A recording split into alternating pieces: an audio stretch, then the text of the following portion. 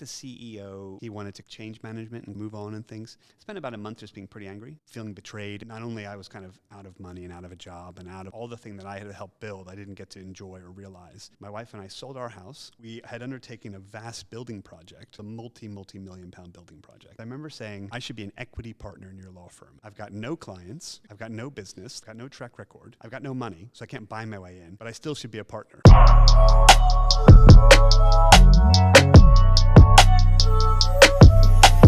What would be the elevator pitch of, say, your career of how you got to who you are today? Gosh. So probably the easiest thing to start with is, so I'm a U.S. lawyer first. So some people may know that in America, to become a lawyer, you do a university degree, and then you do law second. So a university degree in America, you study whatever you like. I was what's called an All-American. So I was top 6 in the country in the 400 meters and the 800 meters. And I tried to make the U.S. Olympic team. So I was a 400, 800 meter Olympic development person.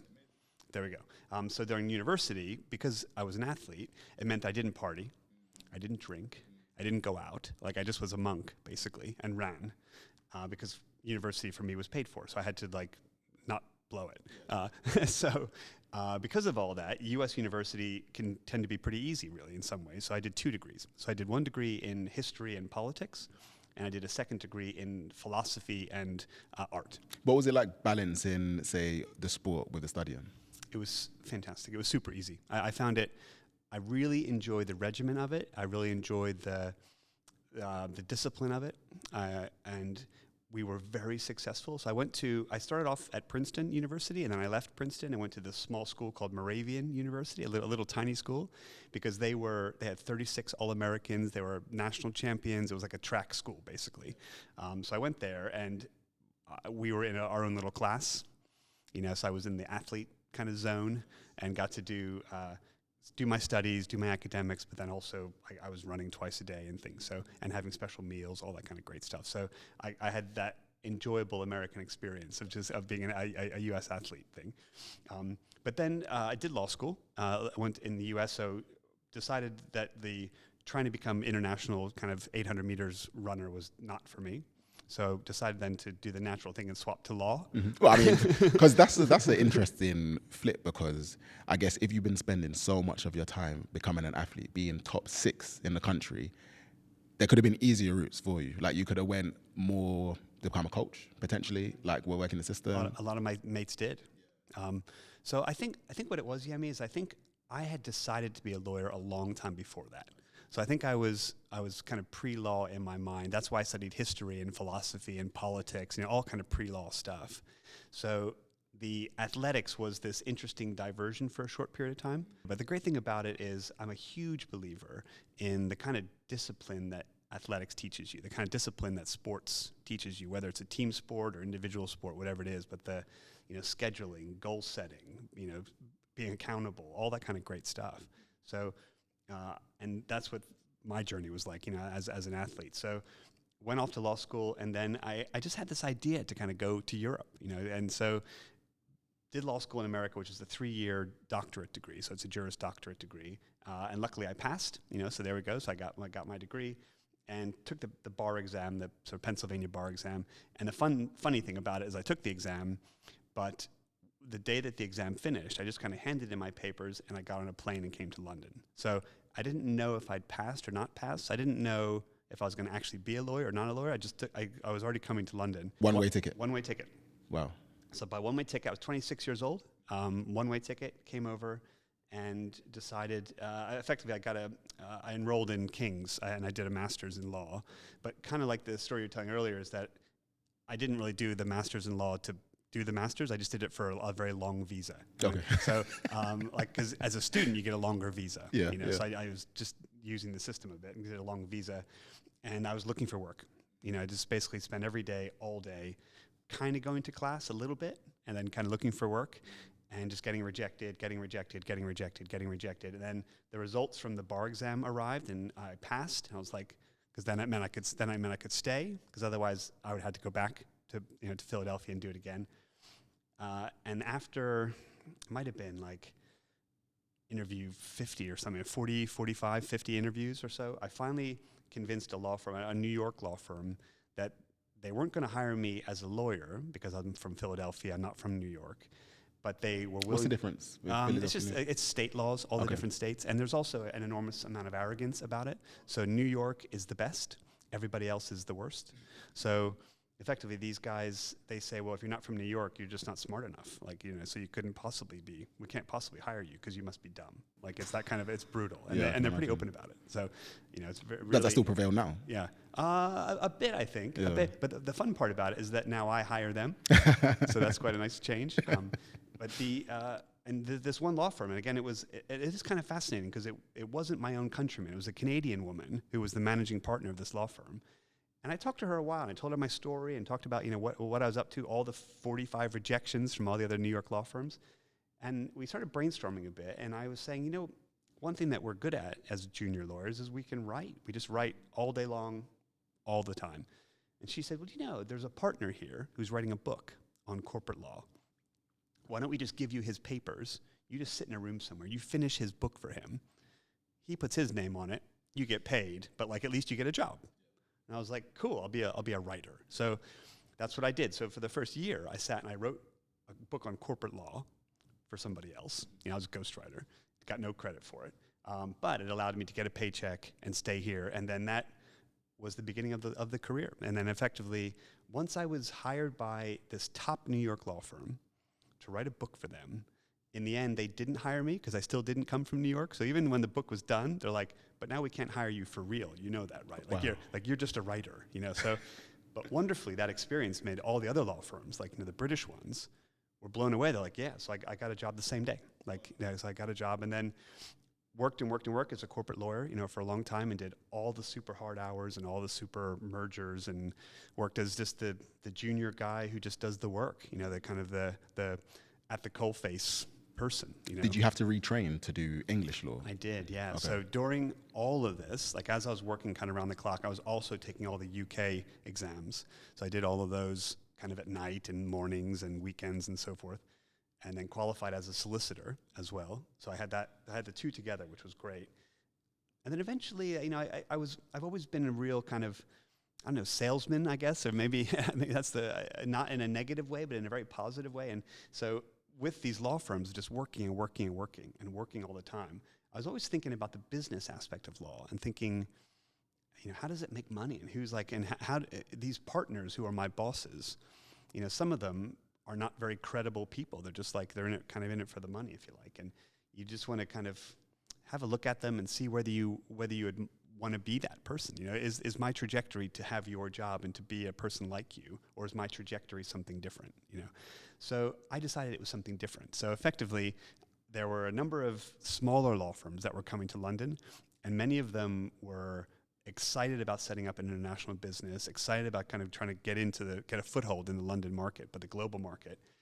And they reached out to people like me, senior lawyers who are not yet a partner, and the offer was, well, if you come join our law firm, then you become a partner, the head of department, you build a team. We're a little small, tiny regional law firm, so you tell us what you need, kind of thing. So I went for it. So a little tiny Exeter law firm called Mitchell Moores, which has now become a great law firm. And they were outside the top 200, small thing. But me and a couple of other guys set up their London office. We grew it to 40-some people. We were profitable. It was all going really well. It was fantastic. But we were working. What was your main source of motivation? I don't know. I think I do wonder, because now I have a daughter who's 17 and a half years old, and I try to explain to her about these kind of motivations, this kind of desire. And I wonder if it's character, or I wonder if, because there was never anything specific. A lot of times now, these days, I will listen to something or read something or have a podcast and connect with a person's motivation. At the time, I was just acting, I was just moving. It was all this kind of just force, if you like, and never really thought about it. Do you think that because of the disappointment maybe from the all-American athlete kind of aspect, or that chapter of your life, do you think it was a way to prove yourself as well? Maybe, yeah, for sure. Because there's definitely a thing where when I introduce myself often, for years, less so now, is I would often introduce myself that way and say, I'm this kind of athlete, So, and it's you start to see yourself in a way. You begin to characterize yourself in a way. it also means that when I'm on the treadmill, like you were doing, is I have a tough time enjoying myself. Like I really, I'm a bit, because I'm now, a 52-year-old person. I'm not a 22-year-old person. So the 22-year-old guy was pretty fast. The 52-year-old guy is not fast. So I'm just like hard on myself, when I'm on the treadmill. So I'm trying to find peace with that. But you asked about the kind of journey. So there was one client that I had when I was at Mitchell Moore's, and it was this company MiniClip, this little tiny games publisher, and they had an offer from Walt Disney to sell their business for an enormous amount of money, hundreds and hundreds of millions of dollars for two young guys, and they turned it down because they thought the company was worth more. Incredibly. And at the time, there were very few employees. I think there were fewer than 15 employees or so, small number. And they asked me to join as their kind of general counsel and a director and all these things, and I said no. I was like, that's crazy. Like I've come all this journey as a corporate lawyer. I'm not going to go to some games company. And wonderfully, we've kept talking over the course of a year or so, and as I was cracking under being the head of corporate and growing a 40-person team and kind of really working around the clock, I was just thinking, I need some sleep, And then I also was looking at what the games industry was doing, and I was thinking, it's the future. Like I started really understanding it and thinking about it and seeing where it was going, and also seeing the kind of macroeconomic part of it, how it's going to improve telecoms, it's going to improve, I didn't know about mobile phones yet. They hadn't really come out yet. Because when was this, like 2007? This is 2005, 2006. Okay. So in the end, I joined. And I came in, and it was wonderful. I was there for 7 years, 7 and a bit years, and we took MiniClip from a very small company to a massive company. And we sold it to the big Chinese giant Tencent. Which was amazing. So, like, as a lawyer, that started to be a super interesting thing, to kind of work as general counsel in a media company with a company that was 15, 16 employees that eventually became hundreds and I think it's now thousands of employees. How was the, cultural dynamic? Was the culture very, very different? So the culture was different, and the culture was different because there's a vast preconception about what lawyers are like and who they are, and especially working with a bunch of gamers, I was the first experience of a lawyer for many of them. They had actually never met one, and they had a lot of preconceptions as to what they're like. Like what? I don't know, just like negative or super academic or condescending. Or it was it was mostly negative view, or blocking things like, oh, don't send it to legal, it's only going to be bad news. That kind of So I sort of expected that. So I spent almost the first year just going around the company and kind of sitting with every single person, just talking to them, getting to know them, getting to know who they are, but also thinking about what do they do, and learning about the business and learning, because I'm coming from a law firm background, so I don't know what load balancing between two continents means on the servers. And I'm like, okay, what's the server? How's that work? I literally didn't even know. And wonderfully, people often are so happy to explain. People love telling you about the things they do, and I was a very avid listener. I just was learning from everybody. And one of the great things that came out of it is it was put like a human contact, which was great.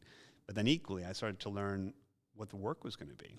I started to figure out, okay, the publishing aspect of the company, that's you, and you do a lot of that. So we're going to talk to each other. We're going to talk a lot probably because that's the contracts and the money, right? So that's legal, so we're going to be connected. Whereas other people who are maybe doing kind of some of the back-end tech, it's interesting to know what they do, but we may not interact as often, So you mentioned the word publishing, so from my understanding with games, which is obviously very limited, is that... Just as a player. As a player. You can buy things one-off, you can do subscriptions, and the rest of it. But I guess you mentioned things such as publishing, and what are the game economics exactly? How does it work, essentially? If you think of the games industry effectively as three players, right? So you've got the platforms. So in my case, the platforms would either be, you've either got mobile, so you've got Apple and Google and other mobile. I guess Netflix now as well, these kind of things, and Amazon. That's platform. And then platform includes Xbox, PlayStation, Steam, Nintendo. That's all the platforms. Then you've got developers. So you've got the guys from the giant AAA developers, Call of Duty and Cyberpunk, and all the massive developers, League of Legends, who make the AAA games. And those AAA games are the equivalent of Avatar. It's multi-100 million, $200, $300 million games to make them. They develop those games. But even those developers who make the giant AAA games, they still rely on the platforms. They still have to have a good relationship with Xbox and a good relationships with PlayStation and so forth. So those big developers can fund themselves, they can manage themselves, they can produce themselves, and then they can distribute through the platforms themselves because they're big enough and they have enough money. Is it the platforms that would pay the developers directly? No. So, kind of yes and no. So the consumer buys it through the platform, and the platform just remits the money. They pay them, but it's just remitting. It's passed through. So because we pay, like the consumer buys, and then it just goes through.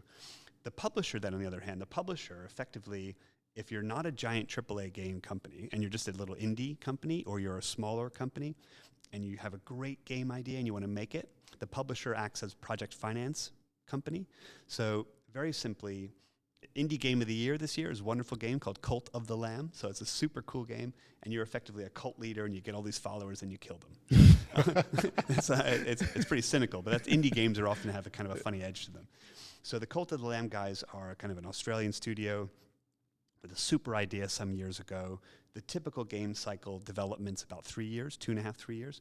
So you could imagine 3 years ago, they pitched their game to Devolver. Devolver loved it and decided as a publisher they were going to fund it. You agree a budget. And then over the 3-year period, a good publisher will not only give the money to the guys, but also like kind of coach them and mentor them and guide them and shape them a bit, help them and make sure they're hitting milestones. And if they're having difficulties, even like now that Devolver's got a big legal department, even when they're having little non-development troubles, like they're having trouble with their lease, or maybe there's having some problems, we help them, we just kind of guide them and coach them. And then as the game is getting better and better, we use quality assurance people to help, and we pay for all that. Like we're the money and also the guidance. It sounds quite similar to like a music label. Like a music label, very much so. Very similar, like a music label or a production, Hollywood production. It's a project finance with a specialist skill set. So we're the bank and the helper. Eventually, with a publisher, then when the thing gets launched, we then do all the marketing, and we have the relationships with Xbox and PlayStation, Nintendo, Steam, and then we help to really manage the commercial launch of it around the world. Got it. And then in that case, using the Cult of the Lambs as an example, where Devolver are sitting, so they would have an agreement with those developers. Then when the game gets launched, customers pay through the platform, then the money will go from the platform through to Devolver and then to the developer. Exactly. I see. That's right. And what we do is then we keep our share and we give them their share. I got it. And I guess it comes with its pros, right? Although they may be getting less of the pie, but ultimately the whole pie is actually bigger because by a mile. Or even possible. I mean, oftentimes developer doesn't have their own money, so you'd have to go to like a small venture capital fund or a local government seed fund and try to see if someone will back you financially, because making a game, $3 million, $4 million, $10 million to make it, and if you are just a group of friends, who are looking to try to make a game, you don't have that money, So a publisher, like all the publishers, we have the bank, so we fund it. So would an indie game cost like up to a few $1 million? For sure, yeah, for sure. Wow. Yeah, in fact, I mean, as the years are going on, the consumer is demanding more functionality. The consumer is also demanding games that have more back end, some new features or some new downloadable content. I think that's pretty cool, and I think as you're coming in and learning all of those like elements, you become a much more vital asset to the business, right? Because when you're working with the business directly, you don't want to talk finance speak or legalese, as it were. You want to be able to speak the same language as them. And by having that fundamental understanding of the business, it becomes more relatable. And it makes you stand out. Like you said, you're a little bit of a salesman, lawyer. Like I remember when I first joined finance as an intern, that was one of the first compliments that I got. Well, I say compliment now. At the time, I was like, should I be insulted? Like, what are you really trying to say? But I think it's the ability to kind of stand out, And I think in a world where you can either become a specialist or a generalist, you can become a specialist generalist or a generalist specialist, right? Where you're able to stack all these different skills and essentially create a niche of your own. Because I guess that sounds quite similar to you, right? I think so. Yeah. No, I think it's really well said. And you reflecting back when you're a bit older, as we are now, or as I am anyway, you start to reflect back and you can see that that's the way you did it. But at the time, it seems quite natural. At the time, you're thinking, I have a goal, and I think I know how to get there. And I think what I need to do is I need to convince these people to kind of to join me, to be a part of this journey with me, or I need their help. I need their support, So how do I get them on side?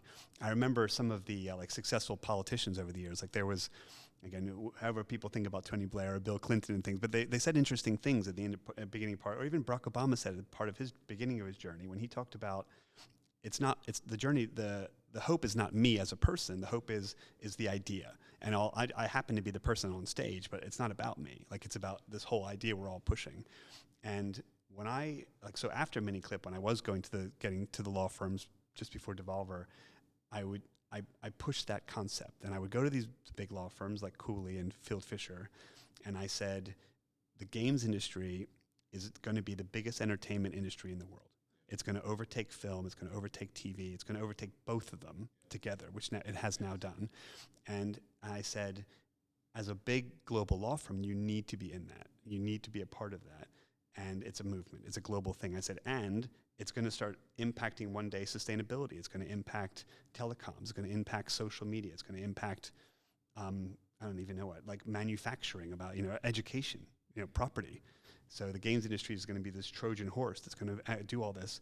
And you guys need to be a part of that, because there's going to be lots of legal work to do, and clients will need your help, and you need to be versed in that. And you need to be credible to win those clients. You need to have a credible understanding of those businesses and the industry, and that's me. And I kind of helped them, and I helped them see the vision, and then they believed in me. Like then it became this, and I was very grateful. We had this really lovely partnership for these to do, but it was pitching. I'd walk up and be like, it's almost like if you imagine the future, my son, like you kind of like painting the view. But that was amazing. Like when you were having that conversation with your wife about leaving the law firm to join the game company, like what was that like? Was she all for it, or was she like, no? It was definitely bad. It was definitely a tough one. That was a tough one for her, for sure. Also because she was seeing me achieving what I wanted to achieve. So she saw me as this, and at the time, she was right, often, where a young guy coming to London with nothing, with kind of a plane ticket and, some school, and then just building a career and then becoming the head of corporate and a partner in a law firm and having good money and all these good prospects. And she was saying, you're at the top of your game.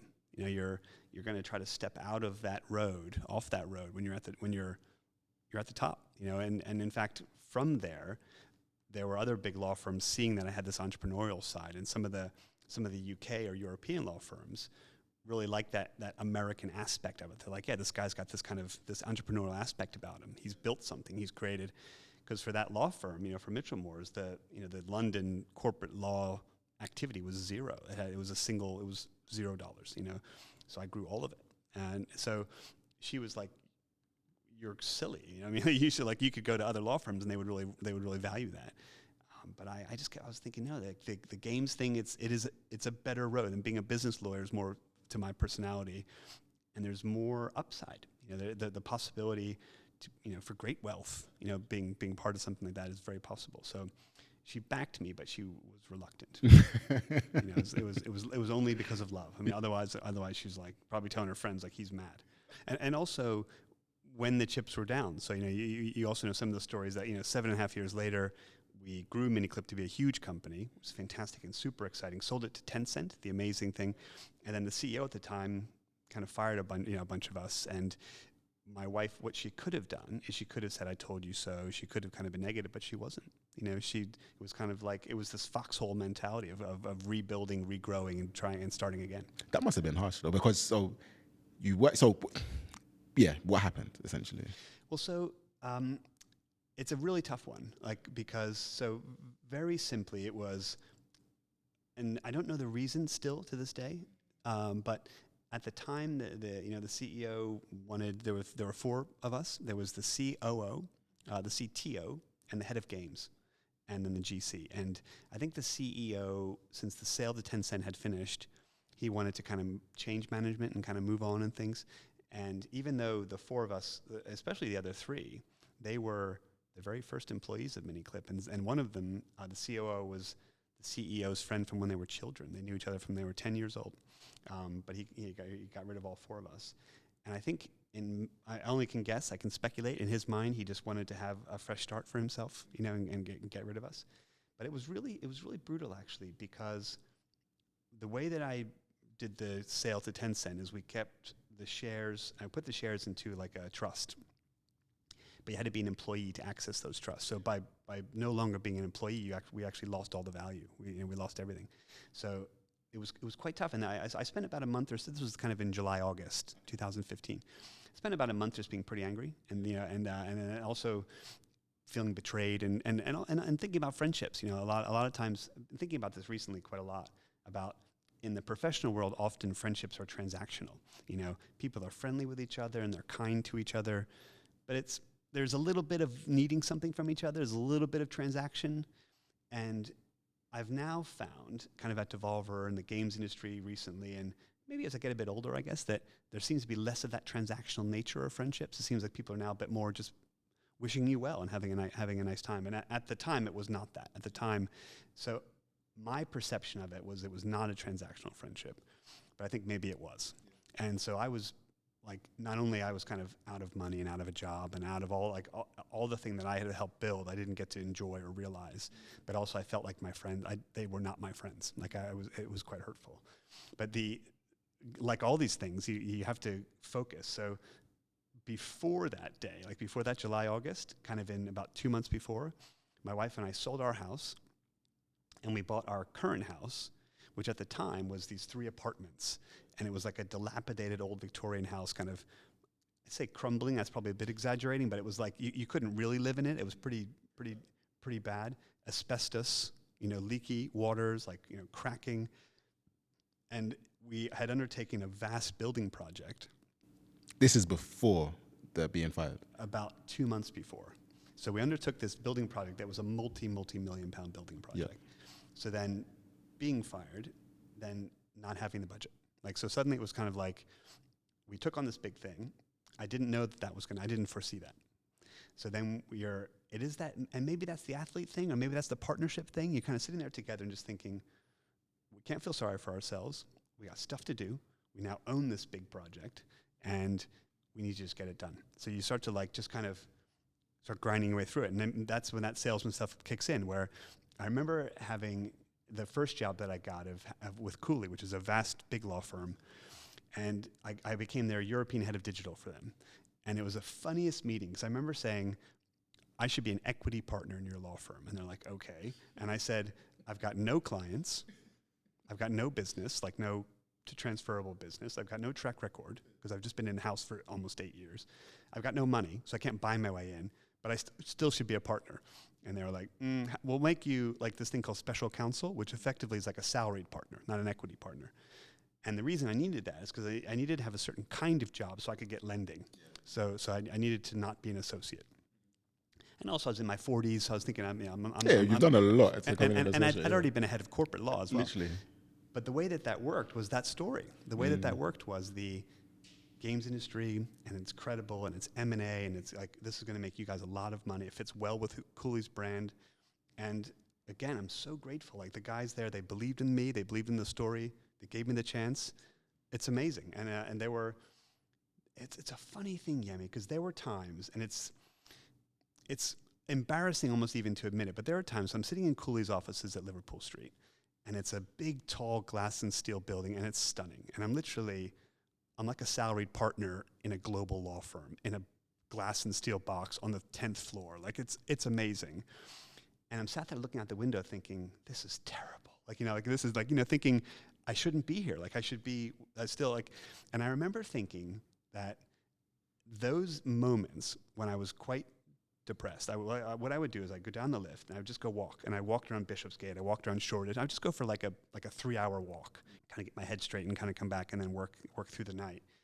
And then those feelings and those thoughts became kind of less frequent and less frequent and less frequent and less frequent. So it was kind of like once a day, and then it was like once a week, and then it was kind of once a month, and it was like twice a year. And then after a while, you just started getting in your stride.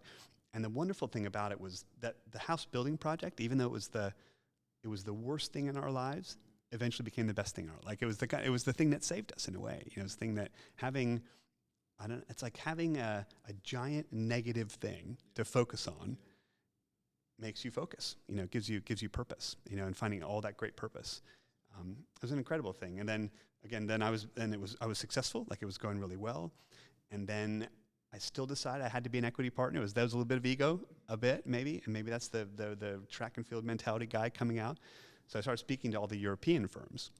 And that's when I again told my story again and said, the Cooley stuff is going really well. It's being very successful. The games industry is going to be enormous, so you guys really need me, And then again, I'm so grateful. Like I met the most amazing managing partner of Field Fisher, this guy, Michael Chadwick, who's inspirational person to me.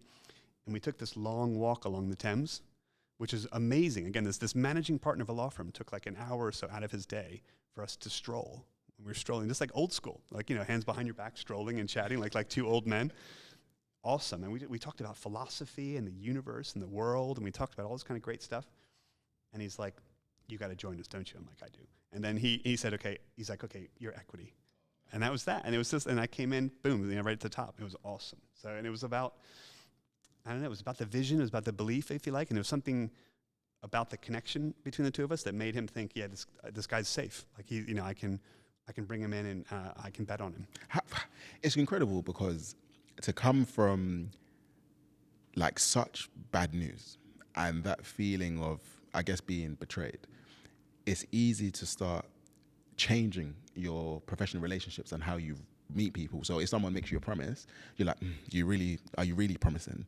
Like how were you still able to open or like build those relationships with an open heart, regardless of what had happened to you before in the past? Maybe just because I needed it. Like maybe, again, I could be as simple as just saying I almost had to. It's it's probably a weird thing to say, but like if, there's a dog or something and you kind of hit it and the dog comes up and wags its tail again or something, it's not as bad as that, but it's almost like I was reestablishing those relationships. I was reestablishing that, and I was not going to be not true to my character. Like I knew I had to be myself. And I was down a lot. I mean, there are definitely times where I just wouldn't like go to work for a day. I'd walk around Hampstead Heath and just like feel sorry for myself. And then you kind of think, I got stuff to do, I think also like quickly establishing new relationships. So one of the things that I'm most grateful for is there's this wonderful person called Shum Singh. So Shum is a guy who founded his own investment bank. And Shum and I have been friends for about 20-something years as well. And when the mini clip stuff happened, the first thing Shum did was, and I said, I got to rebuild everything. And he said, get a plane ticket, come with me to Korea. He was going to a games conference in Korea. So as I said, things were all happening kind of July, August. This was the 1st of November. So it's only about 2 months later. We go to this games conference, and I'm still negotiating with the CEO of Miniclip. I'm not even really exited yet. I'm still negotiating my exit, which didn't go very well. But anyway, I was still negotiating, trying to negotiate. And Shum just started introducing me to people, making connections. And it was wonderful in a business transactional sense. But kind of sitting here now and reflecting on it and thinking with you, I'm really grateful that it was like, it started to rebuild friendships. And some of the people, so 2 nights ago, Tuesday night, there was the Pocket Gamer conference in London, all the mobile games companies. And many of those same people from that November in Korea, who come from America and come from Europe and come from even the UK, were at the dinners and things, and I got to see them. And it's like a big hug, and I kept, Brian, how are you? And you just think, it's wonderful. And I think maybe that's part of it. Yeah, maybe part of it was immediately reestablishing friendships, like immediately. And maybe part of it was the fact that my wife and I had this giant thing to do, like a thing that was going to like ruin us if we didn't get it right, like total focus.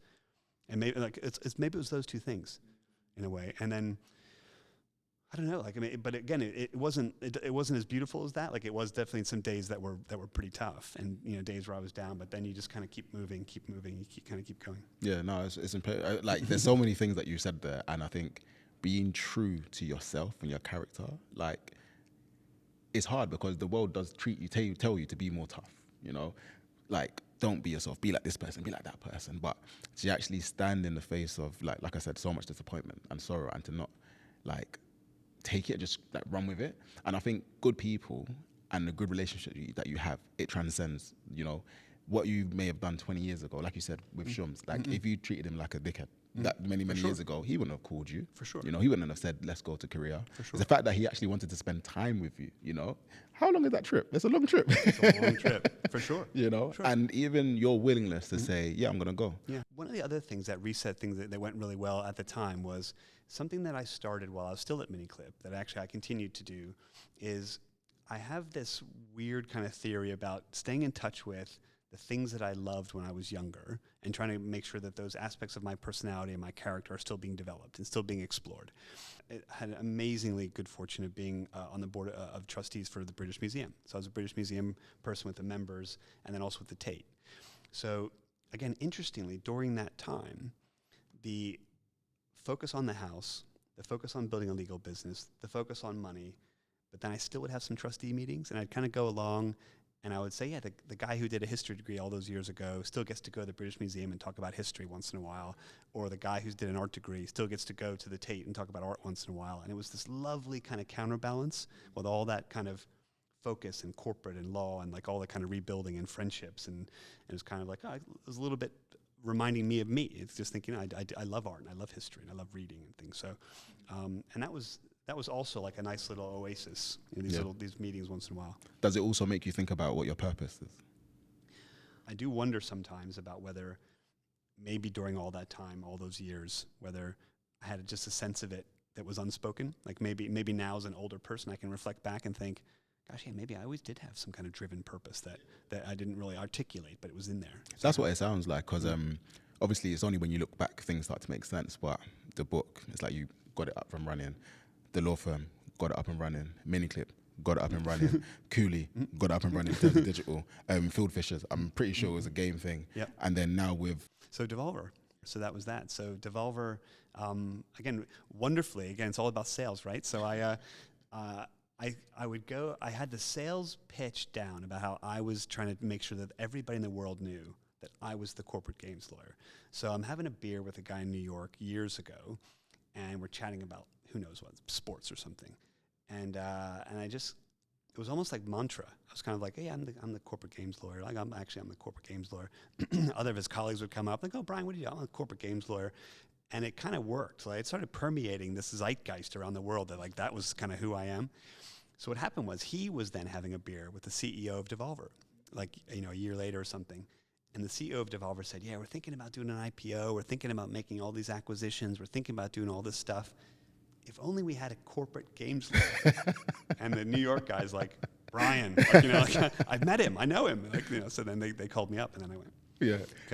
Because it like, I loved being a general counsel, at Miniclip. And that was one of the sad things too, was the job that I loved, and getting back to the law firms was for a purpose. It was to finish the house. It was to reestablish myself. But when a great company, big games, a global games publisher comes calling and says, we want to not only let you be part of something wonderful, but also get the job that you love, it's kind of like. It's so interesting because in this world, I feel when people think about brand and being known for something, a lot of emphasis is on what you do online and not building those relationships offline, like having that dinner, going for that drink, going for that walk, as it were, Like, how did you find the time to be able to manage all of that as well as your normal day-to-day? Well, so you're an entrepreneur, Yemi. So you never find the time. You just do it. Like, so you just stay awake, right? Yeah, so you just my sleep is pretty poor. Mm-hmm. I guess I think a lot of. How many hours do you get?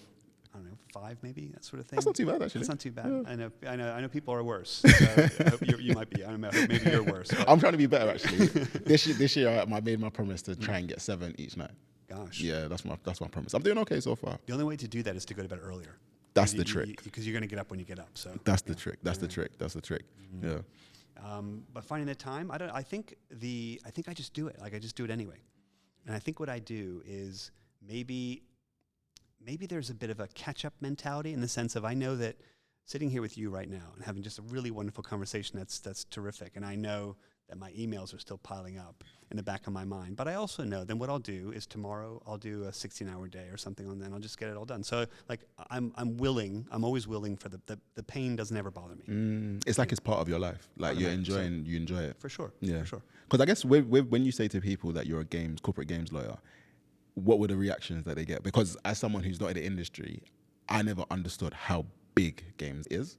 And you don't really meet people who work in it on a day-to-day basis. I don't know where everyone is hiding. I don't know where you hide, So like, what reactions do you normally get from people? So it's 2 audiences, right? So if I'm with like my wife's doctor friends or some of my old lawyer friends, it's typically negative. It's like, it's no lack of understanding, or it's how do you make kids not play 18 hours a day. What are you doing? And you think it's like, so it's kind of, it tends to be off the cuff negative if it's a classic professional person, like a doctor or a lawyer or something. Less so with law. Law is now catching up. My wife and her doctor friends still don't understand it. If it's kind of younger people or people maybe who are savvy with social media or people who are kind of who do play once in a while, then it's a huge thing. Then it's kind of, asking for T-shirts and asking then it's like, and especially Devolver itself. Devolver is known as the good guys of the games world. Mm-hmm. Why is that? Well, so Devolver was founded in about sort of 14, 15 years ago by some guys who were in games publishing, and they were seeing lots of other publishers that would require the developer to hand over all their IP, to take a really heavy rev share, like an overly disproportionate rev share, to take like securities over the developer's company, to really be really onerous, like a bank, like an actual bank. And they felt that was the wrong way to go. They felt that actually a developer should retain their creative freedom. They should retain the IP that they create. They should have at least 50-50, if not the other way around. That the publisher is less important than the developer. The developer is the important person. So maybe it should be 60-40 this way instead of 70-30. It should be that way. So Devolver came in with this new brand and just saying, we are developer first. We're never going to be on TV talking about how great we are. We're never going to be on LinkedIn talking about how great we are. We're not going to own your IP. We're not going to own your creative control. Like, it's going to be you. We're going to fund you and support you. And they've been true to that. Devolver's been very true to that over the years. So when I go to things like Pocket Gamer the other night and people say they all want to share their story about how Devolver helped them in their career. Devolver person 5 years ago was the one person who listened to me and things. And it's all really lovely, and I get to enjoy that, and I had nothing to do with it. I'm like, okay, thank you. Thanks, guys. Exactly. Hey. That's cool because I'll take it. It reminds me of another record label called XL, and XL Recordings, and they're in that similar vein whereby they're able to champion indie artists. Like, they themselves are quite independent, so they're not scared of being a little bit alternative. And I see that same thing with Devolver. And I think in this entertainment world where money kind of rules it all, and everything has just been watered down. Like, when I think of films, for example, when they come out, there's not many things that are pushing the edge or pushing the boundaries, And I saw a quote from one of the Devolver co-founders who said that just because we don't sell a certain number of units doesn't mean it's not worth doing. And that spoke a lot to me, because that thing where it might not be monetary that comes, it could be network, it could be the next 10 years and all the work that happens there. And it's that strong brand, as it were. Like, I think it's so key. Yeah. For sure. Or it could be their next title. The second title. Or it could be, Devolver's brand and Devolver's relationship with its developers meant that when Fall Guys was being planned, the Mediatonic game that became it was the number one game in the world for a while. It was a massive, overtaking every other game. It was the number one game in the world. That was a Devolver published game. Mediatonic had offers from everyone, to kind of publish that game, and they went with Devolver because of the good guy nature of it, the fact that they would retain all their IP, the fact that they would keep creative control, all that kind of great stuff that creative people love. So with Devolver and its relationships with the platforms, which are quite key. So I look at what's happened with Epic Games and Apple, where a lot of the, so for those of you who don't know, it's to do with the cut that Apple takes when people make a transaction through the app. So Apple takes a 30% cut of all the transactions that come in. Epic Games, the makers of Fortnite, they're not very happy with that because they believe that they're driving more value, therefore Apple should not take that cut. And then you go into the question of like monopolies and duopolies, what is the right thing, how to do right by the developers and making sure more money comes into their pocket. So with Devolver, is there any tension with some of those platforms per se, where you're trying to do right by your developers, but there's only so much you can do? So there isn't. So for us, we have only good relationship with the platforms. So for us, we know that we're not really at the vanguard of pushing what their percentages and things are. We are super collaborative with our platforms. So the thing that we do see that does affect Devolver is as those tensions, particularly the monopoly tensions, we then start getting phone calls from Netflix. We get phone calls from Amazon and people who are having platforms that are trying to grow. Microsoft's trying to grow its own platforms in addition to Xbox. And they want us to start having some of our games on there, on their content. So then we have to keep going back to our developers and saying, with our exclusive publishing relationship, we want to port it to Android. We're going to port your, and maybe not always. Like maybe there's a great game that's great for Xbox because of the nature of the game, the controls, the play of it, but it might be rubbish on an iPad or something. It might be no fun. So if we think the game's worth it, then we might go back to Netflix or whomever and say, yeah, let's do it. So the lawsuits that are happening at the big boy level is affecting us in the sense that we are then thinking about more platforms are coming about and where the consumers are going to be and where gamers want to play. And then if that does happen, to making sure that the game's good enough. It's because, again, it doesn't necessarily mean that your Xbox control is going to be good on a phone. It could be rubbish. But the fact that you've got more platforms coming to the table and asking for these games, I mean, that again just shows how much growth is possible within this industry. For sure. Yeah. For sure. And particularly with there's a European law coming now where they're going to start breaking up, it's the financial payments aspect of it. So Apple Pay and the idea that Apple keeps people's credit cards, the European Commission has now finally ruled that that's unlawful, I feel like, or at least that they can't be the only ones. And so now many other companies are going to be able to have their own payment systems and still use the App Store, which is quite incredible because you can see Apple's perspective. Apple's like, it's our App Store, it's our payment process. Like, because it's so big and it's so many billions, that the European Commission was saying, yeah, it is your App Store, but it's now become like infrastructure. It's no longer private. It is private, but it isn't. So we want you to accept other payment methodologies, so then other people could charge a smaller number. They could. Yeah, it could be different. And it puts more money into their pocket. Puts more money in their pocket. But and ultimately, maybe it puts more money into more developers. That's the key thing. It puts more money into consumers. It puts more money into education. So, I mean, some things that I love where there's like mobile games now. If you look at Istanbul. So Istanbul, 10 years ago or so, maybe had like 1 or 2 studios. And then they've all been so successful that now there are many, many great development studios making amazing games. But then also, like, engineering degrees have come up. Some of the universities have special courses now. There's more technology. It's just kind of lifted the water for all of that. I guess, the Bosphorus is that the river, but there's been this lovely kind of macro effect because of mobile games. That's incredible. And when you think about other technologies like the metaverse or VR, like Facebook have thrown a lot of money into VR. And I know quite a few friends, they use Oculus as part of their, that's what they do for gaming, Do you see Devolver, does Devolver work in like VR, metaverse, things like that currently? So we do. So we're in VR. We're not in metaverse quite yet. Okay. And I think Devolver tends to be a company that likes to be true to itself in that way. So we're very true to Steam and Xbox and PlayStation, PC console. We have a growing business in VR for sure because we're seeing more and more of our partners want us to be there. As far as metaverse goes, I don't know.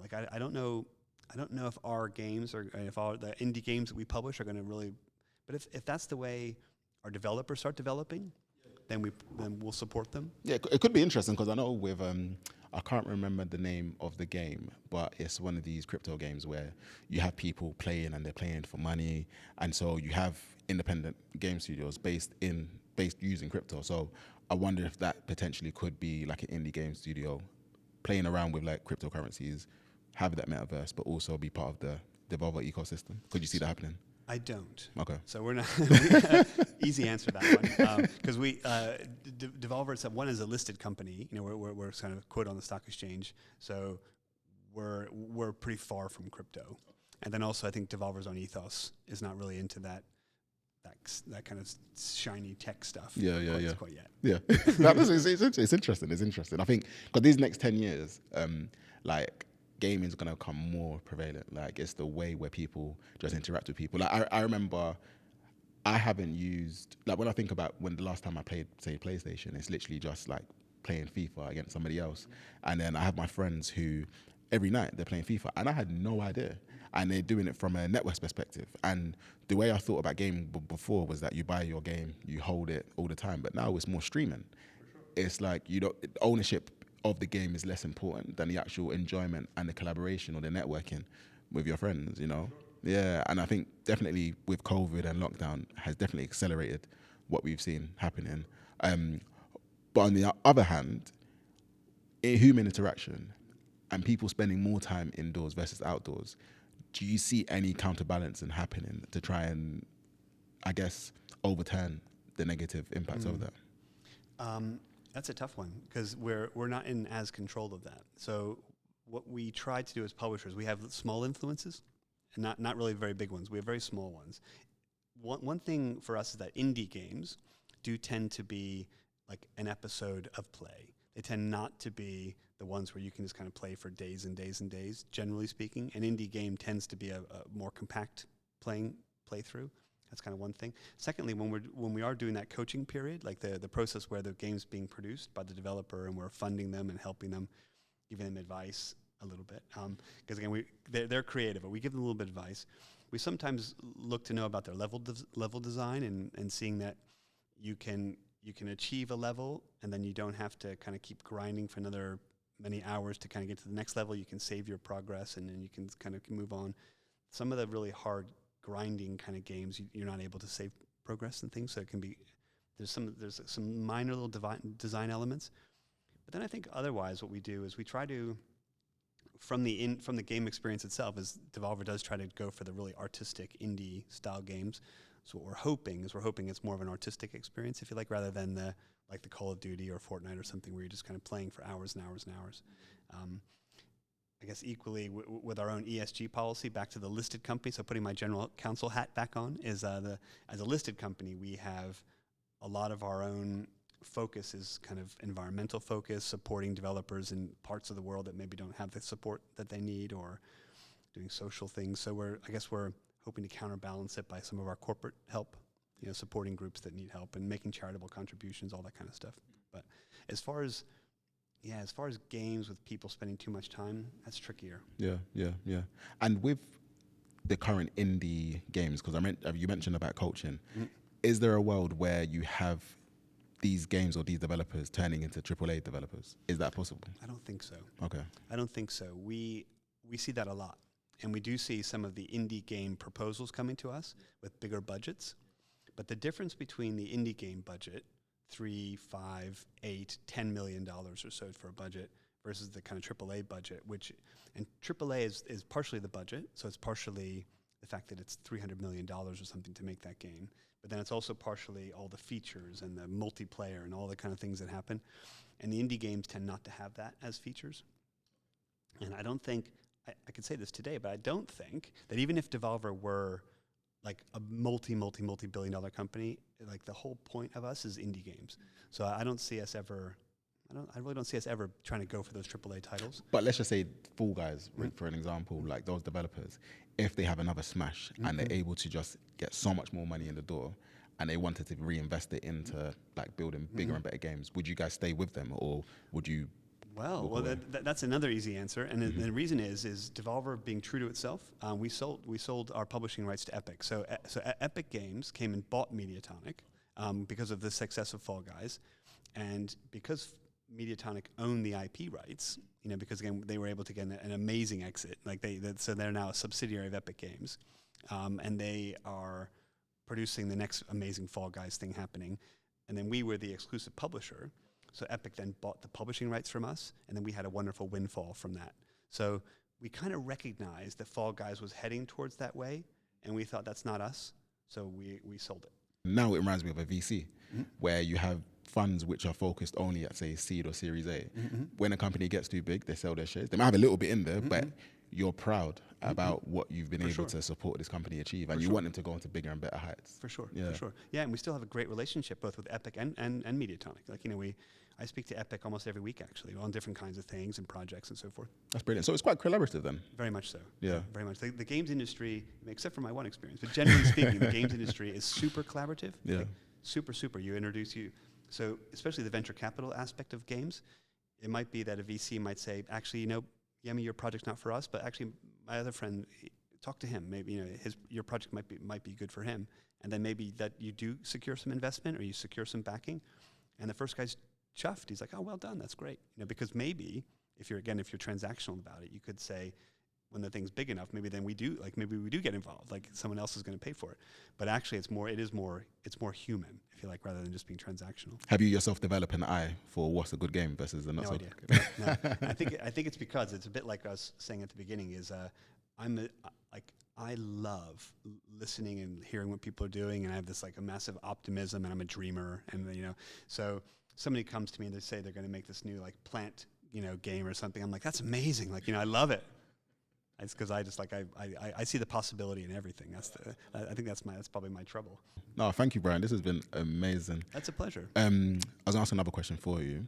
So if you think about last year and how last year has been for you, what has been your best purchase under £100 that's changed your life?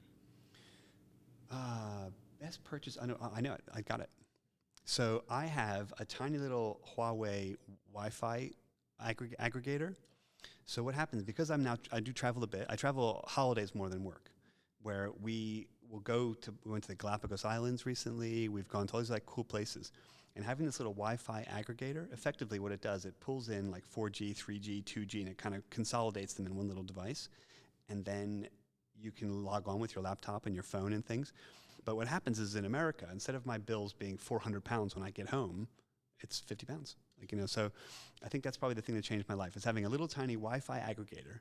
Because when my daughter graduates, from school this year, so she's going to graduate, and then she's going to take, the summer, her friends, and they're all going to travel around. I've got her a little tiny one to put in her bag, so that I always know that she's got Wi-Fi no matter where she is, so that she can always use her phone and there's no disconnection. So I'll feel safer that she's safe. Like I know that I can call her. No, brilliant. Thank you, Brian. It's been a real pleasure. Pleasure. Awesome. Thank you. Thanks.